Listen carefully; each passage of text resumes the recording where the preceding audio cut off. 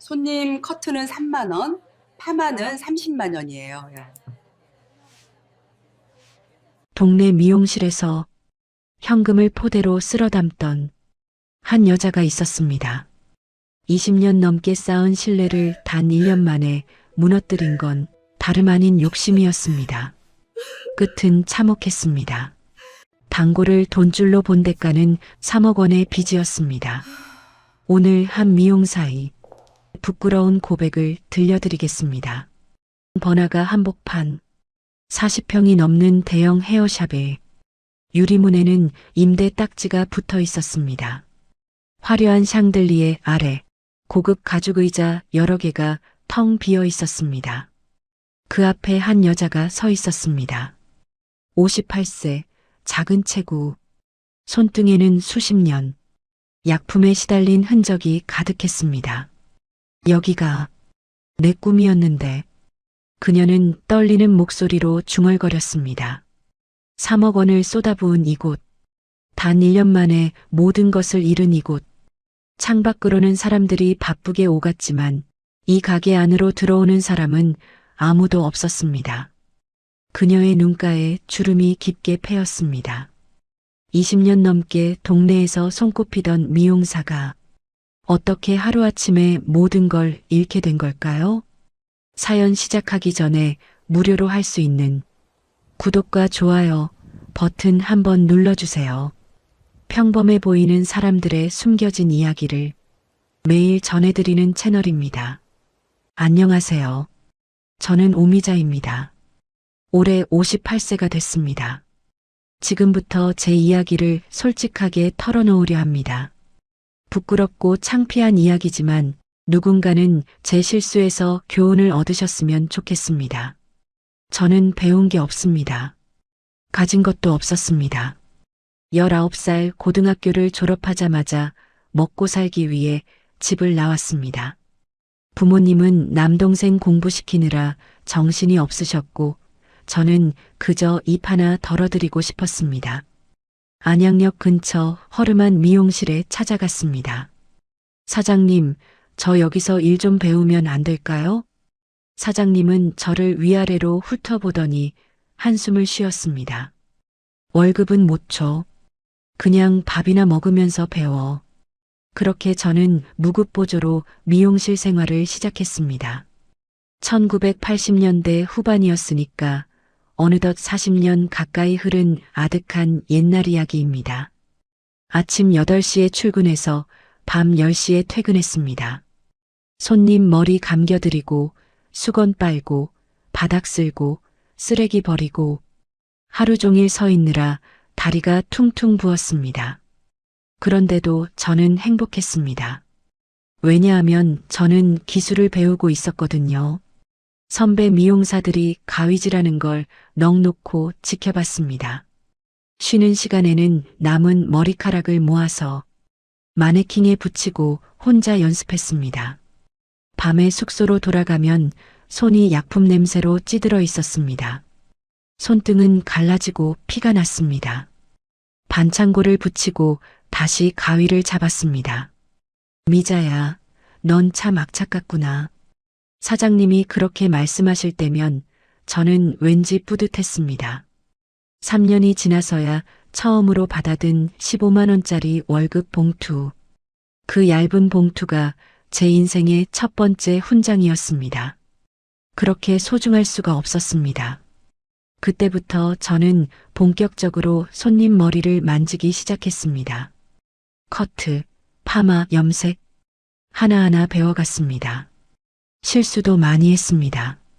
염색약을 잘못 섞어서 손님 머리카락이 주황색으로 변한 적도 있었습니다. 그때는 정말 땅에 묻히고 싶었습니다. 하지만 그럴 때마다 사장님이 대신 사과해 주시고 저를 다독여 주셨습니다. 미자야, 실수하면서 배우는 거야. 다음엔 안 그러면 돼. 그렇게 10년이 흘렀습니다. 저는 어느새 안양에서 제법 이름이 알려진 미용사가 되어 있었습니다. 손님들이 저를 찾아왔습니다. 미자 씨 손만 거치면 머리가 달라져. 미자 씨는 손이 참 야무지더라. 그런 말 한마디 한마디가 저에게는 큰 힘이 됐습니다. 그러던 중에 저는 결혼을 했습니다. 남편은 작은 공장에 다니던 성실한 사람이었습니다. 크게 잘 사는 건 아니었지만 둘이 벌면 그럭저럭 살만했습니다. 곧 아이들도 생겼습니다. 딸 하나, 아들 하나. 저는 이 아이들만큼은 제대로 키우고 싶었습니다. 우리 애들은 배우지 못한 한없이 배워야 해. 그게 제 목표였습니다. 그렇게 저는 미용실 일을 하면서 아이들을 키웠습니다. 1990년대 말 밀레니엄을 앞둔 30살 때였습니다. 안양 뒷골목 10평짜리 작은 상가였습니다. 의자가 딱 2개 들어가는 공간이었죠. 오미자 미용실. 간판도 참 촌스러웠습니다. 하지만 저는 그 간판이 자랑스러웠습니다. 보증금 500만 원, 월세 30만 원. 그때는 그것도 큰 돈이었습니다. 남편과 제가 모은 돈을 털어서 겨우 차렸습니다. 남편이 걱정스러운 얼굴로 물었습니다. 여보, 장사 안 되면 어쩌지? 저는 자신 있게 대답했습니다. 걱정 마. 나 실력 하나는 있잖아. 그리고 저는 약속을 했습니다. 절대 비싸게 받지 않겠다고. 동네 사람들이 부담 없이 올 수 있는 가격으로 하겠다고. 커트는 8,000원. 파마는 3만 원. 염색은 2만 원. 당시 시내 미용실들은 커트만 해도 10,000원이 넘었습니다. 저는 그것보다 훨씬 저렴하게 책정했습니다. 대신 실력으로 승부를 봤습니다. 손님 한 분 한 분을 정성껏 모셨습니다. 이모, 앞머리가 좀 신경 쓰이는데 다듬어줘. 그런 말씀하시면 가위 들고 후다닥 나갔습니다. 그냥 해드릴게요. 돈 안 받아요. 앞머리 다듬기는 공짜였습니다. 머리 감겨드릴 때도 마사지를 꼼꼼히 해드렸습니다. 미자 씨, 손이 참 시원하네. 그런 말 들으면 기분이 좋았습니다. 명절에도 안 쉬고 일요일에도 문을 열었습니다. 명절 전에 머리 좀 하고 싶은데 어디 열린 데가 없어. 그런 분들이 계시니까요. 남들 쉴 때 일하니까 손님이 몰렸습니다. 아침부터 저녁까지 쉴 틈이 없었습니다. 하루가 끝나면 서랍에 현금이 가득 쌓여 있었습니다. 10,000원짜리, 5,000원짜리 지폐들이 수북했습니다. 그때는 카드 결제가 흔하지 않았거든요. 다들 현금으로 계산했습니다. 저녁마다 남편과 함께 돈을 셌습니다. 오늘 얼마 벌었어? 한 30만 원쯤 되는 것 같아. 하루에 30만 원이면 한 달에 거의 1,000만 원 가까이 됐습니다. 물론 재료비랑 월세 빼면 순수익은 그보다 적었지만 그래도 꽤 많이 벌었습니다. 미용 재료비가 사실 얼마나 됩니까? 파마약, 염색약, 샴푸, 도매로 사면 정말 저렴했습니다. 몸은 힘들었지만 정직하게 일하니까 돈이 굴러 들어왔습니다. 그렇게 번 돈으로 저는 아이들을 키웠습니다. 딸아이 학원비, 아들 태권도비, 하나도 빠짐없이 다 보냈습니다. 엄마, 나도 친구들처럼 나이키 신발 사줘. 그러면 백화점 가서 제일 비싼 거 사줬습니다. 엄마가 벌어서 다 사줄게. 그게 제 자랑이었습니다. 동네 사람들은 저를 좋아했습니다. 미자 씨는 참 착해. 바가지 하나도 안 씌워. 여기 오면 머리도 잘 나오고 기분도 좋아져. 그런 소문이 나면서 손님이 더 늘었습니다. 어떤 손님은 버스 타고 1시간 걸려서 오시기도 했습니다. 미자 씨 손 아니면 안 되겠어. 나 이사 간 곳은 비싸기만 하고 마음에 안 들더라고. 그런 말 들으면 정말 뿌듯했습니다. 저는 손님들 이름을 다 외웠습니다. 김 여사님, 아들 결혼식은 잘하셨어요? 오늘 파마 하실 거죠? 지난번에 하신 지 2달 됐죠? 어머, 미자 씨가 그런 걸 다 기억하네. 그런 작은 정성이 손님들 마음을 움직였습니다. 어느 날 단골 할머니 한 분이 떡을 들고 오셨습니다. 미자야, 우리 손자 돌잔치 떡이야. 너 아니었으면 우리 집안 경사 못 치렀어. 무슨 말씀인가 했더니 손자 돌잔치 전날 머리 해드렸던 게 마음에 드셔서 기억하셨나 봅니다. 일요일인데도 문 열어서 온 가족 머리를 다 해드렸었거든요. 그날 떡을 받고 정말 뭉클했습니다. 이게 진짜 장사구나. 돈만 버는 게 아니라 사람 마음을 얻는 거구나.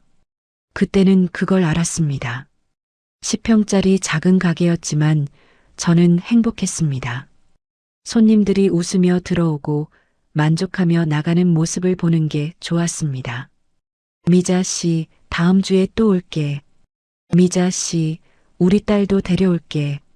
그런 약속들이 쌓이면서 제 가게는 점점 더 번창했습니다. 5년쯤 지나니까 의자 2개로는 감당이 안 됐습니다. 옆 상가까지 터서 20평으로 확장했습니다. 의자를 4개로 늘리고 보조 1명도 고용했습니다. 그래도 가격은 그대로 유지했습니다. 커트 10,000원, 파마 40,000원. 미자 씨, 이 가격으로는 남는 게 없을 텐데. 손님들이 걱정해 주셨지만 저는 괜찮았습니다.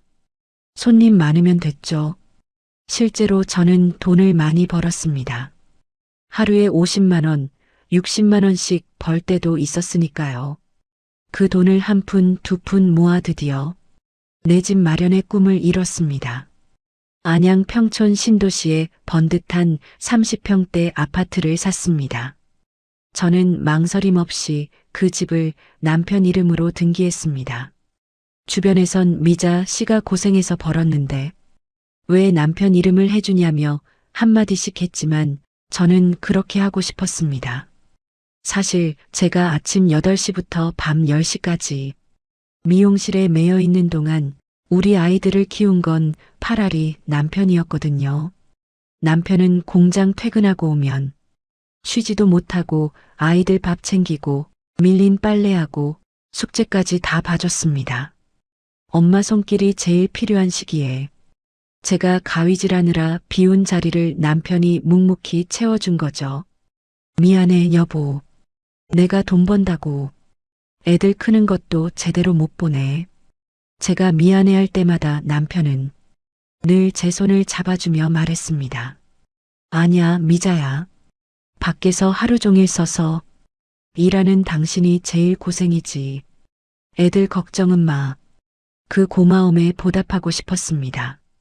등기부등본에 남편 이름 석자가 찍힌 날 남편은 제 거친 손을 꼭 잡고 눈시울을 붉혔습니다. 미자야, 고생 많았어. 정말 고마워. 앞으로 내가 더 잘할게. 남편이 제 손을 꼭 잡았습니다. 저는 정말 뿌듯했습니다. 그때 그 거실에서 나누던 온기가 지금도 생생합니다. 정말 뿌듯했고 이제 우리 가족 앞에는 꽃길만 남았다고 믿었습니다. 19 빈손으로 시작해 이만큼 읽었으니 이제는 누려도 된다고 생각했죠. 하지만 그 안도감이 화근이었습니다. 조금씩, 아주 조금씩 제 마음속에 검은 욕망이 자라나고 있었거든요. 그때까지만 해도 저는 겸손했습니다. 손님들께 늘 감사했습니다. 제가 잘해서가 아니라 손님들 덕분입니다. 진심이었습니다. 그게 한 번에 확 변한 게 아니었습니다. 몇 년에 걸쳐 조금씩 제 마음의 저울추가 사람보다 돈 쪽으로 기울고 있었던 겁니다. 20평으로 확장하고 보조 직원을 쓰기 시작하면서부터 제 눈엔 손님의 웃음보다 서랍 속에 10,000원짜리 지폐가 먼저 들어오기 시작했습니다. 어느덧 세월이 흘러 2013년 무렵이 되었습니다. 저는 40대 중반이 되어 있었습니다. 딸은 대학생이 됐고 아들은 고등학생이 됐습니다. 제 인생에서 가장 돈이 많이 들어가는 시기였죠. 등록금, 생활비, 학원비. 한 달에 나가는 돈이 수백만 원이었습니다. 하지만 저는 아까워하지 않았습니다. 우리 애들은 제대로 키워야 해. 그게 제 신념이었습니다. 딸아이가 대학교 MT 간다고 하면 용돈 넉넉히 쥐어줬습니다. 엄마, 친구들은 다 좋은 옷 입고 다니는데 그러면 명동 가서 옷 사입으라고 돈을 줬습니다. 한 벌에 10만 원, 20만 원 하는 옷도 서슴없이 샀습니다. 아들은 운동화에 관심이 많았습니다. 엄마, 나이키 에어맥스 나왔대. 친구들 다 신어. 그러면 백화점 가서 제일 비싼 거 사줬습니다. 한 켤레에 15만 원 넘는 신발도 여러 켤레 샀습니다. 남편은 가끔 말렸습니다. 미자야, 너무 과하게 사주는 거 아냐? 하지만 저는 고집을 부렸습니다. 우리가 고생한 건 애들 잘 키우려고 한 거잖아. 이럴 때 써야지. 딸아이 대학 졸업할 때쯤엔 취업 준비 비용도 만만치 않았습니다. 토익 학원, 면접 학원, 정장, 구두. 엄마, 스펙 쌓으려면 해외 연수도 가야 할 것 같아. 그래서 6개월짜리 어학연수 비용도 대줬습니다. 1,000만 원이 훌쩍 넘었지만 아깝지 않았습니다. 우리 딸 좋은데 취업하면 다 보람 있는 거지. 다행히 딸은 서울에 있는 괜찮은 회사에 취직했습니다. 제 가슴이 정말 뿌듯했습니다. 아들도 대학에 진학했습니다. 등록금이 한 학기에 400만 원이 넘었지만 한 번도 늦춰본 적 없었습니다. 주변 엄마들이 물어봤습니다. 미자 씨는 어떻게 그렇게 여유가 있어? 저는 어깨를 으쓱했습니다. 우리 가게가 잘 되니까요. 사실이었습니다. 제 미용실은 안양에서 소문난 집이었으니까요. 그런데 그때부터였습니다. 제 마음속에 이상한 감정이 싹트기 시작한 게 다른 엄마들이 부러워하는 눈빛, 제 자랑을 들어주는 분위기, 그게 저는 좋았습니다. 미자 신의 딸은 서울 대기업 다니잖아. 미자 신의 아들은 좋은 대학 다니더라. 그런 말들이 제 귀에 달콤하게 들렸습니다. 남편도 마찬가지였습니다. 공장에서 20년 넘게 성실하게 일했지만 월급은 크게 오르지 않았습니다. 어느 날 남편이 한숨을 쉬었습니다. 미자야, 나도 이제 허리가 안 좋아. 언제까지 공장 다닐 수 있을지 모르겠어. 그 말에 제 가슴이 뭉클했습니다. 당신 걱정 마. 내가 벌면 되지. 그리고 저는 결심했습니다. 남편한테 뭔가 해주고 싶었습니다. 남편은 평생 낡은 차를 몰고 다녔습니다. 10년 넘은 중고 소나타. 우리 차 바꿀까? 남편이 놀란 표정으로 물었습니다. 무슨 돈으로? 차는 이거면 충분해. 하지만 저는 이미 마음먹었습니다. 다음 달에 신차로 나온 그랜저를 뽑았습니다. 새 차값이 3천만 원이 넘었지만 현금으로 샀습니다. 남편은 정말 기뻐했습니다. 미자야, 고마워. 내 평생 이런 좋은 차 타볼 줄 몰랐어. 남편이 행복해하는 모습을 보니 저도 행복했습니다. 그런데 문제는 거기서 끝이 아니었습니다. 좋은 차 사주고 아이들 뒷바라지하고 나니까 저도 모르게 제 자신에 대한 기대치가 높아졌습니다. 나도 이 정도 실력이면 인정받아야 하는 거 아니야? 동네 미용실 사장에서 벗어나고 싶었습니다. 그 즈음 안양 번화가에 대형 헤어샵들이 생기기 시작했습니다. 30평, 40평짜리 고급스러운 인테리어, 샹들리에 가죽 의자에 대리석 바닥. 그런 샵들을 지나칠 때마다 제 마음이 흔들렸습니다. 어느 날 호기심에 새로 차린 지 얼마 안 된 고급 헤어샵에 가봤습니다. 손님으로 가서 커트를 받아봤습니다. 가격이 5만 원이었습니다. 제 가게의 5배였죠. 실력은 솔직히 저랑 별 차이 없었습니다. 오히려 제가 더 꼼꼼하게 자르는 것 같았습니다. 하지만 분위기가 달랐습니다. 손님을 대하는 태도가 달랐습니다. 고객님, 어떤 스타일을 원하십니까? 고객님 얼굴형에는 이런 스타일이 어울리실 것 같습니다.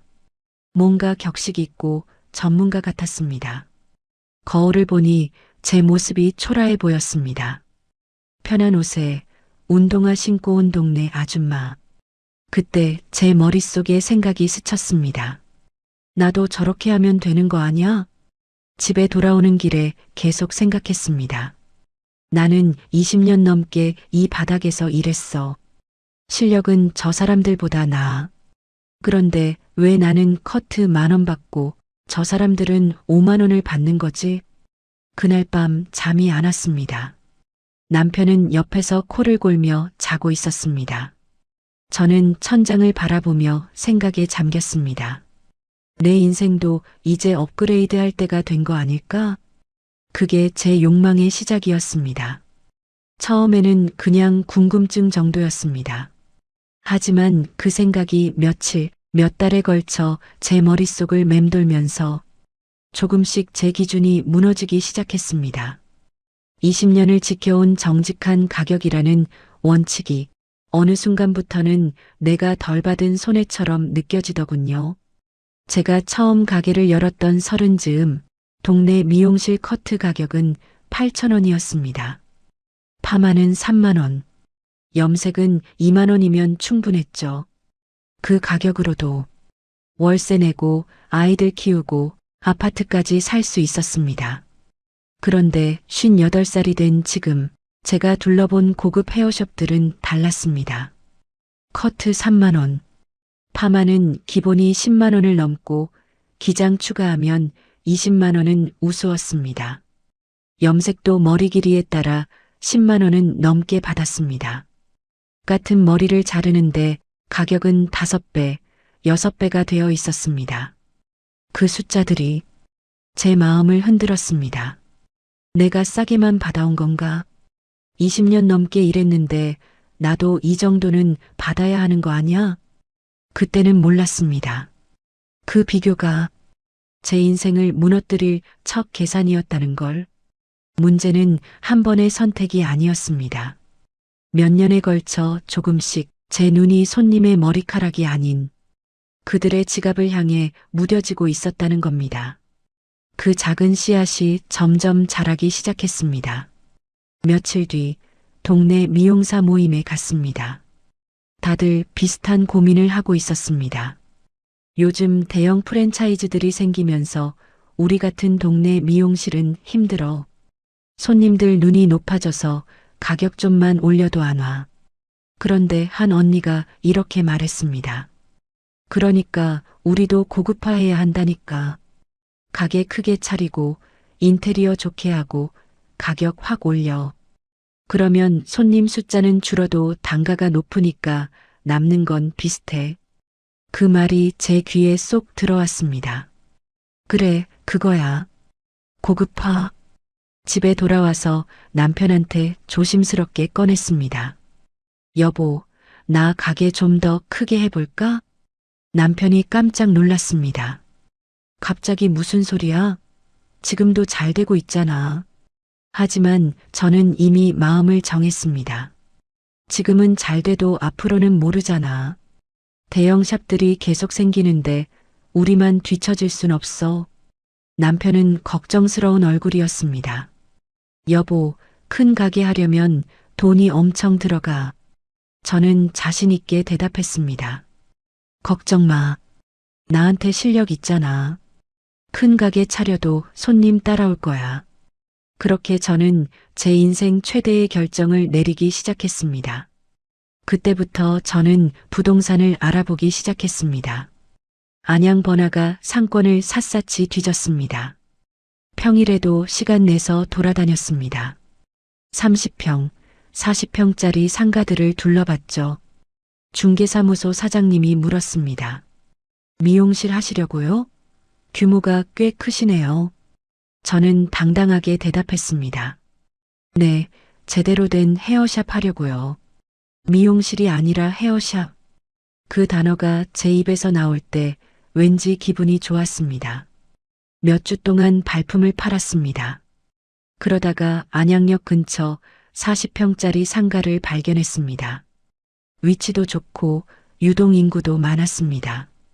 건물도 깔끔했습니다. 여기다. 제 직감이 그렇게 말했습니다. 보증금 5천만 원에 월세 300만 원.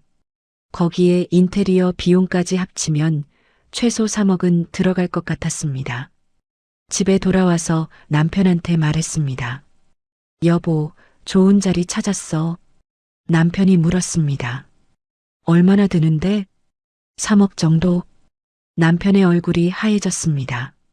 3억? 여보, 정신 차려. 우리가 그런 큰 돈이 어디 있어. 저는 이미 계산을 해뒀습니다. 우리 아파트 담보로 대출받으면 돼. 남편이 벌떡 일어났습니다. 집을 담보로? 미쳤어? 그거 망하면 우리 집까지 날아가는 거야. 하지만 저는 물러서지 않았습니다. 망할 리가 없어. 내 실력 당신도 알잖아. 20년 넘게 단골들 쌓아왔는데. 그래도 너무 위험해. 지금도 충분히 잘 되고 있잖아. 남편은 끝까지 반대했습니다. 하지만 저는 설득했습니다. 매일 밤 남편을 설득했습니다. 여보, 우리 이대로 살면 뭐가 달라져? 애들은 다 컸고, 이제 우리 인생 좀 업그레이드 해야지. 나도 동네 미용실 아줌마가 아니라 제대로 된 원장 대접받고 싶어. 여보, 지금도 충분히 인정받고 있어. 아냐. 손님들이 날 보는 눈이 달라. 그냥 싸게 해주는 동네 아줌마지.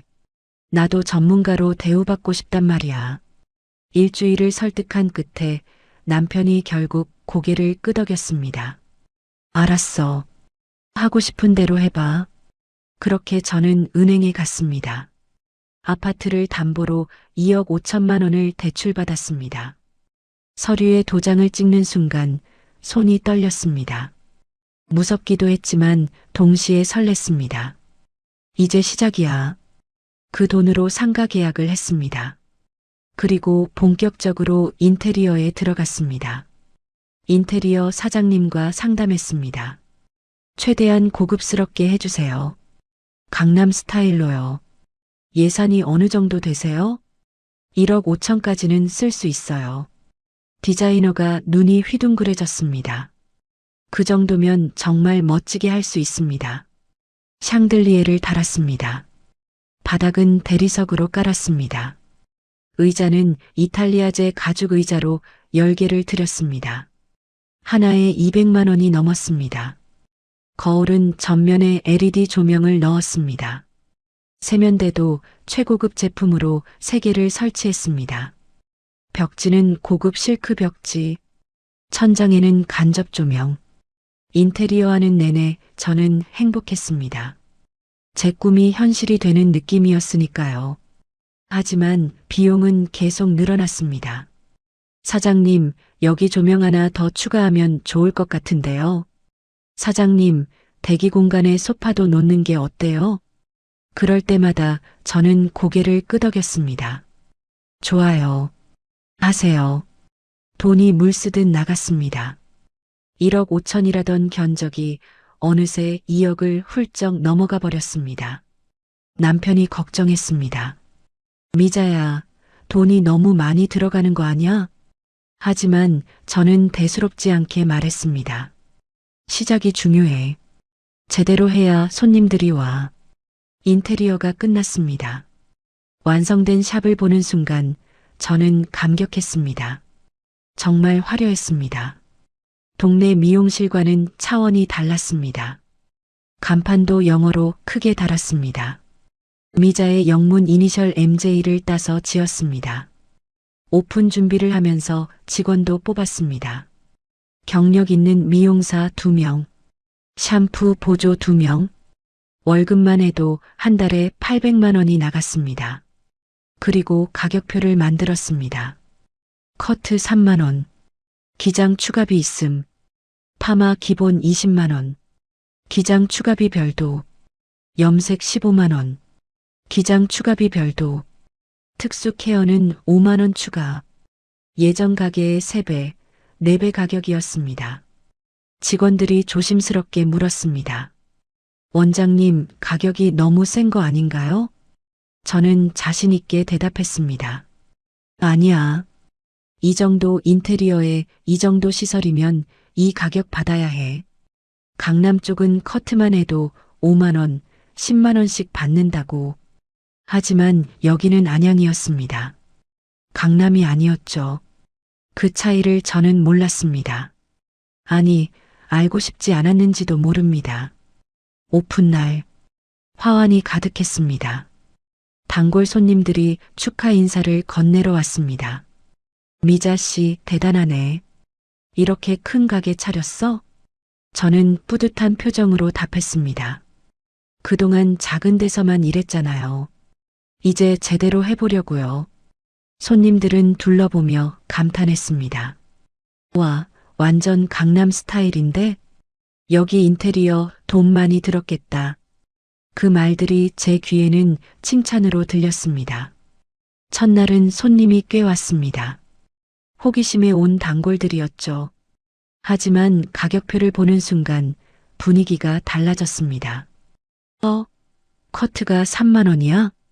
파마가 20만 원? 전에는 4만 원이었는데 어떤 손님은 그냥 돌아가기도 했습니다. 미자 씨, 나 다음에 올게. 하지만 저는 대수롭지 않게 생각했습니다. 처음에는 다들 놀라지. 곧 적응할 거야. 그날 밤 남편이 물었습니다. 오늘 장사 어땠어? 괜찮았어. 처음인데 뭐. 사실은 별로 안 좋았습니다. 오픈 첫날인데도 매출이 80만 원밖에 안 나왔습니다. 월세 300만 원에 인건비 800만 원. 하루에 최소 50만 원은 벌어야 했는데. 하지만 저는 남편한테 말하지 않았습니다. 괜찮아. 입소문 나면 손님 몰려올 거야. 저는 그렇게 스스로를 속였습니다. 그때부터 제 악몽이 시작된 줄도 모르고 오픈하고 한 달이 지났습니다. 현실은 생각보다 훨씬 가혹했습니다. 하루 매출이 평균 60만 원 정도였습니다. 한 달이면 1,800만 원, 월세 300만 원, 인건비 800만 원, 재료비 200만 원, 고정비만 1,300만 원이었습니다. 순이익은 500만 원, 대출 이자가 한 달에 250만 원이었으니까 실제로 손에 쥐는 돈은 250만 원. 예전 작은 가게에서는 한 달에 700만 원, 800만 원씩 벌었는데 3억을 투자하고 나니 오히려 수익이 반 토막이 난 겁니다. 밤마다 잠이 안 왔습니다. 계산기를 두드리며 한숨만 나왔습니다. 이러다가 망하는 거 아니야? 하지만 남편한테는 말할 수 없었습니다.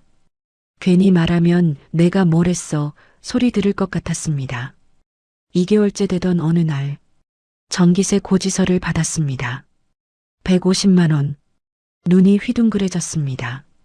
샹들리에의 LED 조명에 에어컨까지 전기를 엄청나게 먹는 구조였습니다. 관리비도 만만치 않았습니다. 한 달에 80만 원. 여기저기서 돈이 새나갔습니다. 손님은 계속 줄었습니다. 특히 예전 단골들이 안 왔습니다. 처음에는 호기심에 한두 번 왔다가 가격 보고 다시는 안 오는 겁니다. 어느 날 20년 단골이었던 박 여사님이 오셨습니다. 미자 씨, 커트 좀 해줘. 반가운 마음에 의자에 모셨습니다. 여사님, 오랜만이에요. 응, 그동안 바빠서. 커트를 마치고 계산할 때였습니다. 3만 원입니다. 박 여사님 얼굴이 굳었습니다. 전에는 10,000원이었잖아. 가격이 많이 올랐네? 저는 최대한 부드럽게 설명했습니다. 여사님 여기는 시설이 좋잖아요. 가격을 좀 올렸어요. 박 여사님은 말없이 돈을 내셨습니다. 그리고 나가시면서 한마디 하셨습니다. 미자 씨, 우리 20년 넘게 봤는데 가격이 너무 말도 안 된다. 그 말에 제 가슴이 철렁했습니다. 하지만 저는 애써 태어난 척했습니다. 여사님, 죄송한데 저도 직원들 인건비도 있고 그래서요. 이해 좀 해주세요. 박 여사님은 씁쓸한 표정으로 나가셨습니다. 그 뒷모습을 보며 마음이 불편했습니다. 하지만 곧 생각을 고쳐 먹었습니다. 어쩔 수 없잖아. 3억을 투자했는데. 그때부터 제 태도가 조금씩 변하기 시작했습니다. 또 다른 단골이 오셨습니다. 미자 씨, 파마 좀 하려고. 파마요? 기장 추가금이 있어서 20만 원입니다. 20만 원? 기장 추가금? 미자 씨, 농담이지? 죄송해요. 사용하는 파마약도 최고급으로 바꿨고, 요즘 물가가 많이 올랐잖아요. 사실 약값은 예전이랑 똑같았습니다. 그냥 포장만 고급스러운 거였죠. 손님이 난처한 표정을 지었습니다. 그래도 너무 비싼 거 아니야? 우리 사이에. 손님은 결국 파마를 안 하고 가셨습니다. 다음에 올게. 하지만 다시는 안 오셨습니다. 이런 일이 반복됐습니다. 어떤 손님은 앞머리 다듬으러 왔다가 5천 원 달라는 소리에 놀라서 가기도 했습니다. 미자 씨, 전에는 공짜로 해줬잖아. 죄송해요. 지금은 유료예요. 예전에는 단골들 앞머리 정도는 서비스로 해줬습니다. 그게 정이었고, 그래서 손님들이 더 자주 왔었죠. 하지만 지금은 달랐습니다. 5천 원이라도 더 받아야 했으니까요. 어느 날 단골 할머니가 오셨습니다. 10년 넘게 한 달에 한 번씩 파마하러 오시던 분이었습니다. 미자 씨, 파마 좀 해줘. 할머니, 저희가 금액을 좀 올라서. 아이고, 미자야. 머리 한 번에 그 큰 돈을 다 내라니. 내가 너무 눈치 없이 왔나 보다. 그 말에 순간 뭔가 찔렸습니다. 하지만 저는 입을 열었습니다. 죄송해요, 할머니. 저도 어쩔 수 없어요. 여기 월세가 예전 매장의 10배예요. 이 정도는 받아야 유지되거든요. 할머니는 한숨을 쉬셨습니다. 알았어. 그럼 다음에. 할머니의 굽은 등을 보는데 순간 가슴 한 구석이 칼로 베인 듯 아릿했습니다. 예전 같았으면 에이 할머니, 그냥 앉으세요. 제가 오늘만 서비스해 드릴게요라며 소매자락을 붙잡았을 텐데. 하지만 그 미안함은 찰나였습니다. 할머니가 나간 뒤 텅 빈 의자를 보며 제가 먼저 한 생각은 아, 오늘 파마한 건 놓쳤네 하는 계산이었으니까요. 제 머릿속엔 당장 내일이면 통장에서 빠져나갈 수백만 원의 대출 이자가 제 양심보다 훨씬 무거웠습니다. 사람이 아니라 돈을 먼저 보게 된 순간 저는 이미 제가 알던 오미자가 아니었습니다. 문제는 한 번의 선택이 아니었습니다. 몇 달에 걸쳐 제 양심이 조금씩 아주 조금씩 돈독이라는 굳은 살에 박여 무뎌지고 있었던 겁니다. 그리고 그 할머니도 다시는 안 오셨습니다. 밤에 남편이 물었습니다. 요즘 김할머니 안 보이던데? 바빠서 그러시나 봐. 거짓말이었습니다. 제가 돈 때문에 쫓아낸 거나 마찬가지였으니까요. 3개월이 지나자 단골 손님이 절반으로 줄었습니다. 대신 새 손님을 끌어야 했습니다. 남들은 다 광고를 한다길래 저는 큰 마음 먹고 손을 벌벌 떨며 한 달에 50만 원을 광고비로 썼습니다. 저한테는 그것마저 큰 돈인데 그 돈을 써도 제 가게는 인터넷 검색창 저 뒷페이지에 처박혀 있더군요. 젊은 애들이 하는 대형 프랜차이즈들은 한 달에 광고비로만 수백만 원씩 쓴다는 소리를 듣고는 맥이 탁 풀렸습니다. 체험단도 모집했습니다. 공짜로 해주고 후기를 올려달라고 했습니다. 하지만 효과는 미미했습니다. 후기를 보면 이런 내용들이었습니다. 인테리어는 좋은데 가격이 너무 비싸요. 실력은 좋지만 너무 비싸요. 비싸기만 하고 친절하지도 않아요. 돈만 밝히는 느낌. 그 마지막 문장이 제일 가슴 아팠습니다. 돈만 밝히는 느낌. 제가 그렇게 보였나 봅니다. 어느 순간부터 저는 손님을 손님으로 보지 않았습니다. 그냥 돈으로 봤습니다. 의자에 앉는 순간부터 계산했습니다. 커트 3만 원, 트리트먼트 추가하면 5만 원 더, 헤어 에센스 팔면 3만 원 더. 한 명당 최대한 많은 돈을 받아내려고 했습니다. 고객님, 머릿결이 많이 상했는데 트리트먼트 추가하시는 게 좋을 것 같아요. 사실 그렇게까지 상한 건 아니었습니다. 그냥 돈 더 받으려고 하는 말이었죠. 고객님, 이 에센스 쓰시면 윤기가 확실히 달라요. 에센스 한 통에 3만 원. 원가는 5천 원도 안 됐습니다. 그렇게 하나하나 추가하고 권유하고 팔았습니다. 처음에는 양심이 찔렸습니다. 하지만 점점 무뎌졌습니다. 어쩔 수 없잖아. 나도 살아야 하는데. 스스로를 계속 합리화했습니다.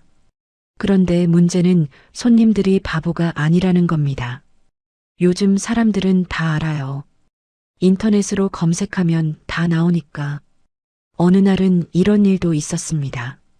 손님 한 분이 파마를 하셨습니다. 영양 추가에 두피 케어까지 해서 35만 원을 받았습니다. 그런데 나가시면서 이렇게 말씀하셨습니다. 다신 안 올 거예요. 바가지 씌우는 거 다 알아요. 그 말이 제 가슴에 비수처럼 박혔습니다. 하지만 저는 아무 말도 하지 못했습니다. 사실이었으니까요. 그렇게 6개월이 흘렀습니다. 상황은 나아지지 않았고 오히려 점점 더 나빠졌습니다. 손님이 눈에 띄게 줄었습니다. 하루에 3명, 4명 오면 다행이었습니다. 어떤 날은 하루 종일 손님이 한 명도 안 오는 날도 있었습니다.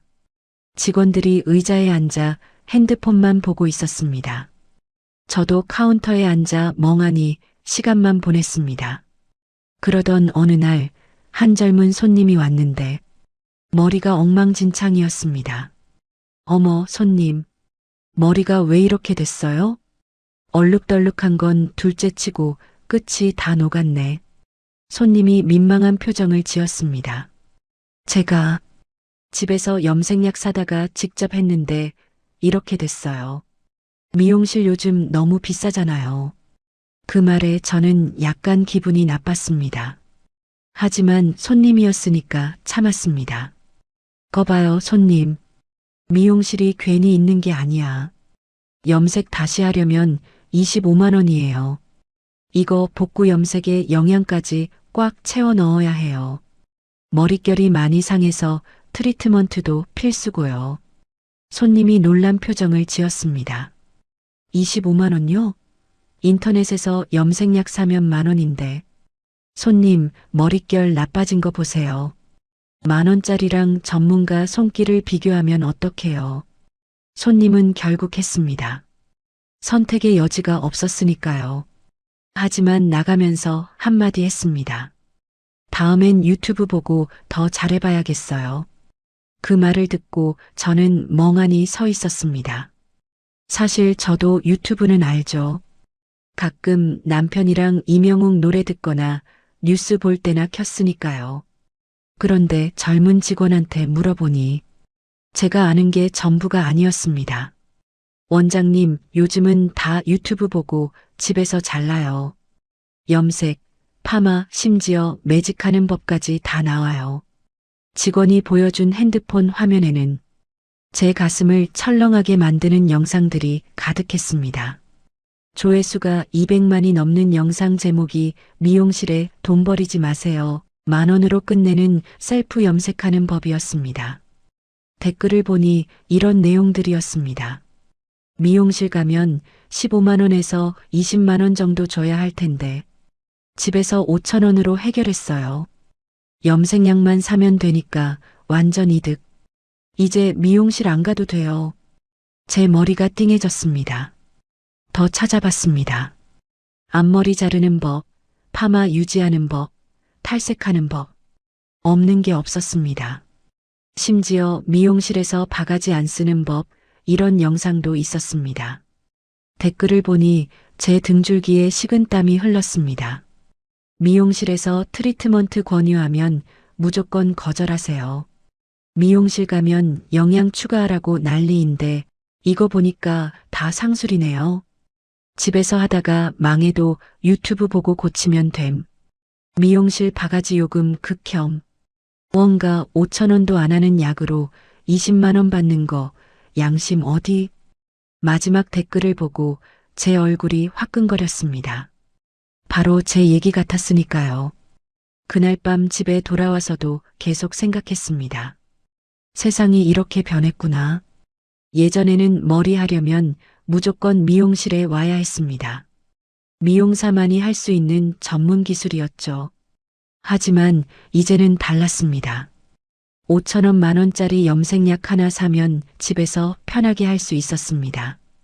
굳이 20만 원, 30만 원씩 내고 미용실에 올 이유가 없는 겁니다. 며칠 뒤 또 다른 손님이 왔습니다. 머리가 삐쭉삐쭉 엉망이었습니다. 손님, 이거 어떻게 된 거예요? 제가 앞머리 자르다가 집에서 자르셨어요?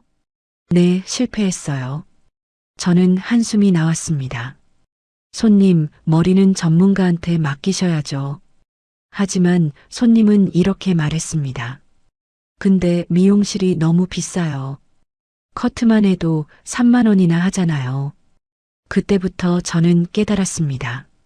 사람들이 미용실에 오는 이유가 달라졌다는 걸. 예전에는 정기적으로 왔습니다.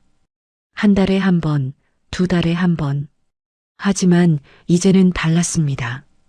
참다 정말 도저히 수습이 안 될 때만 왔습니다. 집에서 하다가 망쳐서 어쩔 수 없을 때만. 그러니까 미용실은 이제 최후의 수단이 된 겁니다. 더 큰 문제는 제 태도였습니다. 그렇게 어렵사리 찾아온 손님들한테 저는 오히려 핀잔을 줬습니다. 손님, 머릿결 완전히 망가졌네요. 이거 복구하려면 돈 많이 들어요. 집에서 함부로 하시니까 이렇게 되는 거예요. 그러면서 평소보다 더 비싼 가격을 불렀습니다. 손상된 머릿결 복구 트리트먼트 10만 원 추가요. 이 정도 상태면 특수 케어 해야 해요. 15만 원이요. 손님들 입장에서는 기가 막힐 노릇이었겠죠. 집에서 하다가 실패해서 어쩔 수 없이 왔는데 미용사한테 핀잔까지 듣고 바가지까지 쓰는 겁니다. 당연히 기분이 나쁠 수밖에 없었습니다. 아, 네. 알겠습니다. 손님들은 말없이 돈을 내고 나갔습니다. 하지만 돌아서는 얼굴에는 불만이 가득했습니다. 그리고 다시는 오지 않았습니다. 어느 날 예전 단골이었던 이 여사님을 길에서 마주쳤습니다. 어머, 여사님, 요즘 왜 안 오세요? 이 여사님은 어색하게 웃으셨습니다. 아, 미자씨, 나 요즘 집 근처에 있는 미용실 가. 그 말에 할 말이 없었습니다. 그래도 가끔 한 번씩 와주세요. 응, 나중에 한번 갈게. 하지만 그 나중에는 오지 않았습니다. 손님이 없으니 매출은 더 떨어졌습니다. 한 달 매출이 1,000만 원 밑으로 떨어졌습니다. 월세 300만 원, 인건비 800만 원만 해도 1,100만 원인데 완전히 적자였습니다. 그래도 저는 광고를 더 늘렸습니다. 인스타그램, 네이버 블로그, 지역 카페, 온갖 곳에 광고를 올렸습니다. 한 달에 광고비만 100만 원씩 썼습니다. 하지만 효과는 미미했습니다. 8개월째 되던 날, 직원 한 명이 그만두겠다고 했습니다. 원장님, 죄송한데 저 다른 곳 알아봐야 할 것 같아요. 왜? 여기 불편해? 불편한 게 아니라 손님이 너무 없어서 미래가 안 보여요. 그 말에 저는 아무 말도 못했습니다. 사실이었으니까요. 직원이 나가고 남은 직원들도 불안해했습니다.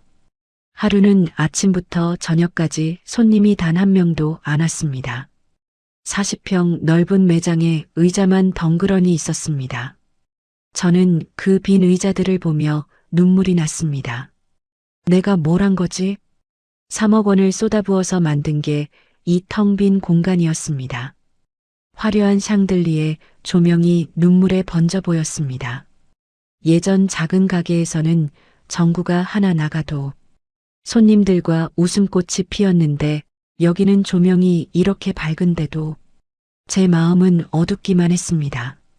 어느 날부터인가 단골들은 다음에 올게요라는 짧은 인사조차 남기지 않고 제 곁을 떠났습니다. 그들이 떠난 자리를 채운 건 제가 차갑게 뱉었던 바가지 요금의 대가인 무거운 침묵뿐이었습니다. 그렇게 1년이 지났습니다. 저는 완전히 지쳐 있었습니다. 매일 아침 가게 문을 열 때마다 한숨이 나왔습니다. 오늘은 손님이 올까? 하지만 현실은 냉정했습니다. 하루 매출이 30만 원, 40만 원, 좋은 날이 50만 원, 한 달 매출이 800만 원에서 1000만 원 사이였습니다.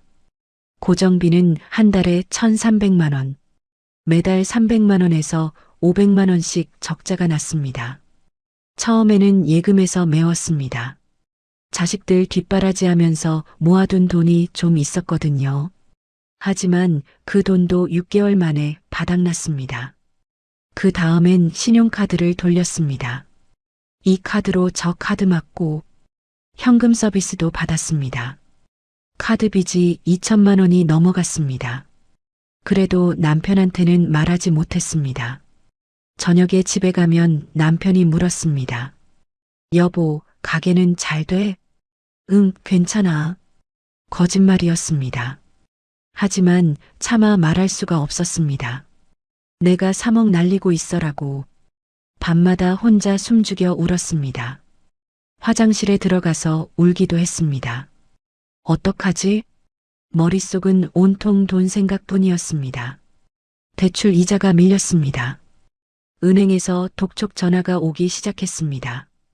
대출 이자 연체되셨는데요. 빨리 입금해 주세요. 네, 알겠습니다. 하지만 입금할 돈이 없었습니다. 카드값도 밀렸습니다. 독촉 문자가 하루에 10통씩 왔습니다. 핸드폰을 볼 때마다 가슴이 철렁했습니다. 어느 날은 마트에서 카드가 거절됐습니다. 죄송합니다. 다른 카드 없으세요? 주변 사람들이 저만 쳐다보는 것 같았습니다. 아, 네, 다른 카드로 할게요. 너무 창피해서 집에 돌아오는 길에 눈물이 났습니다. 내가 이렇게까지 살아야 하나? 직원들 월급도 밀렸습니다. 원장님, 이번 달 월급이 미안해. 다음 주에 줄게. 하지만 다음 주가 되어도 돈이 없었습니다. 결국 직원들이 하나둘 그만뒀습니다. 원장님, 죄송하지만 저 나가야겠어요. 그래. 미안해. 남은 직원도 한 달 뒤에 나갔습니다. 결국 저 혼자만 남았습니다. 혼자서 손님을 받았습니다. 혼자서 청소하고 빨래하고 정리했습니다. 40평 넓은 공간을 혼자서 지켰습니다. 전기세가 한 달에 150만 원씩 나왔습니다. 하지만 끌 수가 없었습니다. 불을 끄면 정말 망한 가게처럼 보일 것 같았거든요. 그렇게 앉아서 핸드폰만 들여다봤습니다. 통장 잔고를 확인했습니다. 38,000원. 한숨이 나왔습니다. 어느 날 딸아이한테서 전화가 왔습니다. 엄마, 무슨 일 있어? 목소리가 왜 그래? 아니야. 가게가 좀 바빠서 거짓말을 했습니다. 딸아이는 이상하다는 듯 물었습니다. 엄마, 진짜 괜찮아? 응, 괜찮아. 전화를 끊고 나서 눈물이 났습니다. 그날 밤 계산을 해봤습니다. 아파트 담보대출 2억 5천, 카드 빚 2,500만 원, 밀린 월세 900만 원, 빚이 2억 8,400만 원. 숫자를 보는 순간 정신이 아찔했습니다. 보증금 5천만 원에 인테리어 2억, 거기에 운영하면서 카드로 메운 돈, 밀린 월세까지. 결국 3억 가까운 돈을 쏟아붓고 빚더미에 앉은 겁니다. 손으로 얼굴을 감쌌습니다. 내가 미쳤었구나. 왜 그렇게 욕심을 부렸을까? 왜 작은 가게에 만족하지 못했을까? 후회가 밀려왔습니다. 그날 밤 남편이 물었습니다. 여보, 요즘 얼굴이 왜 그래? 많이 힘들어? 더 이상 숨길 수가 없었습니다. 여보, 사실은 목이 메었습니다. 가게가 완전히 망했어. 남편의 얼굴이 하얘졌습니다. 뭐, 빚이 3억이 넘어. 남편은 한동안 말이 없었습니다. 넋이 나간 사람처럼 저를 쳐다보더군요. 그리고 한숨을 길게 쉬었습니다. 여보, 괜찮아. 화를 내는 것보다 그 떨리는 목소리가 제 가슴을 더 난도질했습니다. 그 한마디에 제 눈물이 쏟아졌습니다. 미안해. 내가 욕심을 부려서. 남편은 제 손을 꼭 잡았습니다. 이제 어떡할 거야? 가게 정리해야 할 것 같아. 그날 밤 우리 부부는 아무 말 없이 앉아 있었습니다. 40년을 함께 살면서 그렇게 무거운 침묵은 처음이었습니다. 그 무거운 침묵 속에서 저는 깨달았습니다. 제가 날린 건 돈 3억이 아니라 우리 가족이 40년 동안 쌓아온 안온한 일상이었다는 거요. 다음 날 저는 부동산에 연락했습니다. 가게 권리금 받고 내놓고 싶은데요. 권리금이요? 지금 경기가 안 좋아서 힘들 텐데요. 그래도 해봐야죠. 권리금을 5천만 원에 내놨습니다. 하지만 아무도 관심이 없었습니다. 3천만 원으로 내렸습니다. 그래도 안 팔렸습니다. 결국 1천만 원에 겨우 넘겼습니다. 건물주한테 보증금을 돌려받았습니다. 5천만 원 중에 밀린 월세 900만 원을 빼고 4,100만 원이 통장에 들어왔습니다. 가게 정리하는 날 의자들을 중고로 팔았습니다. 200만 원 주고 산 가죽 의자 20만 원에 팔렸습니다. 샹들리에도 팔았습니다. 거울도 세면대도 다 팔았습니다. 그렇게 정리하고 나니 손에 쥐어진 돈이 500만 원. 보증금에 권리금에 집기판 돈까지 합쳐서 5,600만 원. 하지만 빚은 여전히 남아 있었습니다. 마지막 날 텅 빈 가게를 둘러봤습니다. 1년 전만 해도 제 꿈이었던 공간. 이제는 제 악몽이 된 공간. 열쇠를 건물주한테 돌려주고 나왔습니다. 밖으로 나오니 눈물이 났습니다. 평생 일군 모든 것을 잃었습니다. 58세의 빚더미에 앉았습니다. 가게를 정리하고 한 달 동안은 아무것도 할 수 없었습니다. 집에서 멍하니 지냈습니다. 남편은 출근하고 저는 혼자 집에 남았습니다. 창밖을 보며 하루 종일 앉아 있었습니다. 이제 어떻게 살지? 58세. 다시 시작하기엔 너무 늦은 나이 같았습니다. 손에 쥔 5,600만 원으로 우선 카드빚 2,500만 원을 갚았습니다. 3,100만 원이 남았지만 아파트 담보대출 2억 5천만 원은 여전히 남아 있었습니다. 매달 이자만 200만 원이 넘었습니다. 남편 월급 250만 원으로는 이자 갚고 나면 생활비도 빠듯했습니다. 그러던 어느 날 딸아이한테서 전화가 왔습니다. 엄마, 무슨 일 있어? 요즘 연락도 없고. 더 이상 숨길 수가 없었습니다. 사실은 엄마가 가게 망했어. 전화기 너머로 딸아이의 한숨소리가 들렸습니다.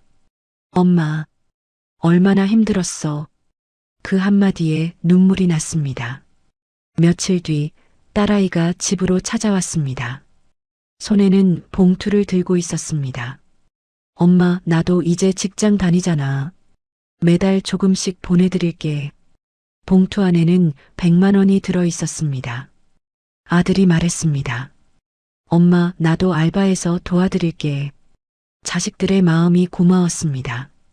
하지만 저는 고개를 저었습니다. 아니야. 너희 마음만 받을게. 엄마, 엄마가 벌어서 살 수 있어. 너희는 너희 앞길 준비해. 엄마, 괜찮아? 응. 엄마 힘으로 일어설 수 있어. 걱정 마. 아이들을 안심시켰지만 사실 막막했습니다. 그날 밤 남편과 진지하게 대화를 나눴습니다. 여보, 나 공장 그만둘까봐. 왜? 공장은 계속 다녀야지. 아니야. 내가 20년 다녔으니 퇴직금 좀 나와. 그걸로 당신 작은 가게 차려주고 싶어. 당신 퇴직금은 노후 자금인데. 노후고 뭐고 지금 우리가 살아야 노후가 있지. 그리고 집도 팔자. 집을? 남편은 단호했습니다. 응. 빚부터 갚고 우리 마음 편히 살자. 저도 생각해 봤습니다. 이자에 쫓기며 사느니 차라리 집을 팔고 빚을 정리하는 게 나을 것 같았습니다. 남편은 공장을 그만뒀습니다. 20년을 성실하게 다녔으니 퇴직금이 꽤 나왔습니다. 그리고 아파트도 내놨습니다. 20년 전 3억에 샀던 아파트가 그새 8억이 넘었더군요. 다행히 빨리 팔렸습니다. 그 돈으로 미용실 차릴 때 받은 대출을 갚았습니다. 그리고 밀린 빚들을 다 정리했습니다. 안양 외곽에 작은 빌라 전세를 얻고 나니 남편 퇴직금까지 합쳐도 손에 쥔 돈이 그리 많지 않았습니다. 30평대 아파트에서 20평 빌라로 옮겨 앉으니 속이 쓰렸습니다. 하지만 그래도 이제는 빚 독촉 없는 집에서 발 뻗고 잘 수 있다는 게 어디냐며 남편과 서로를 다독였습니다. 여보, 남은 돈은 우리 노후 자금으로 지키자. 남편이 고개를 끄덕였습니다. 그래. 이제는 욕심 부리지 말고 그 돈은 건드리지 말고 살자. 응. 작은 가게 차리는데 필요한 돈만 쓰고 나머지는 절대 안 쓸게. 그렇게 저는 다시 시작하기로 했습니다. 그래.